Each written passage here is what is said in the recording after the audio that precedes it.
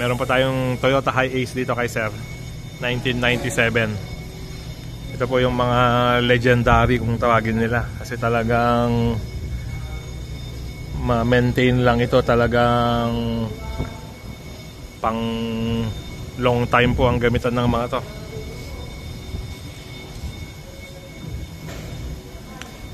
Mulye po sa likod.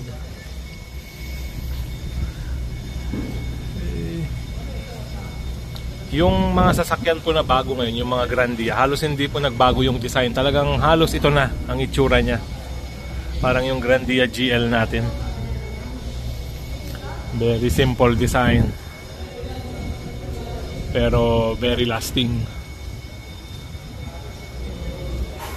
Alam niyo po, 1997. Pero yung katawan niya talagang sariwa pa po. Makikita niyo po yung sariwa niya pag sisilong kayo sa under chassis. Kita niyo po, ang linis. Daw dito po sa makina ang mga transmission, normal po yan kasi nag-develop na siya ng mga carbon over time. Sa tagal na po niya, 1997. So ang solution po lang dyan is normally underwash. Kaya lang kung hindi naman po maselan, okay lang din po naman kasi talagang nagtatrabaho po ito sa mga lugar na maalikabok, maputik. Titingnan nyo po, talagang ito yung mga sasakyan na sulit. And maganda po sa mga to, maraming pyesa. Anong masira, palit, then takbo na naman. Baka balang araw po mag-project van din tayo ng ganito. Ang kagandahan po kasi nito, mura na siyang bilhin. Marami tayong pwedeng galawin para pag-aralan. Pero at the same time, nagagamit pa rin po. Tignan nyo po yung chassis nyo. Walang sign ng impact na forward. Front collision. Linis po ng chassis niya.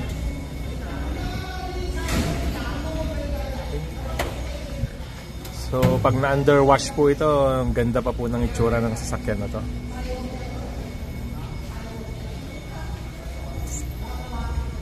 Okay. Ang ating mga legendary Toyota Hi-Ace 1997 model.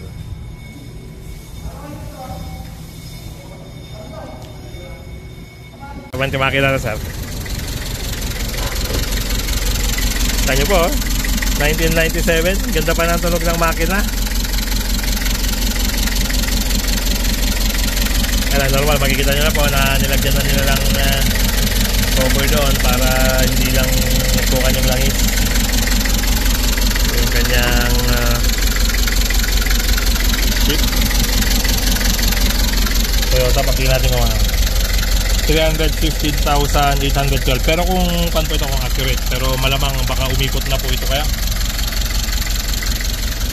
O kaya nag-stop dahil sira na po yung speedometer cable niya. Kasama yung counter ng odometer. Okay, sir, ate 315 hanlang ata tinaray na. Ano po kayo? Ang agumangganan, sir? So hanta mo no 300 dati talaga win no imiko time. Nag 1 millionan. Kahit si sir hindi niya raw sure kaya baka umikot na raw po yung ilaw niya. Aha. Yun na po yung naging MDL na. Okay. Ayos. So trabaho ulit tong sasakyan. Trabaho.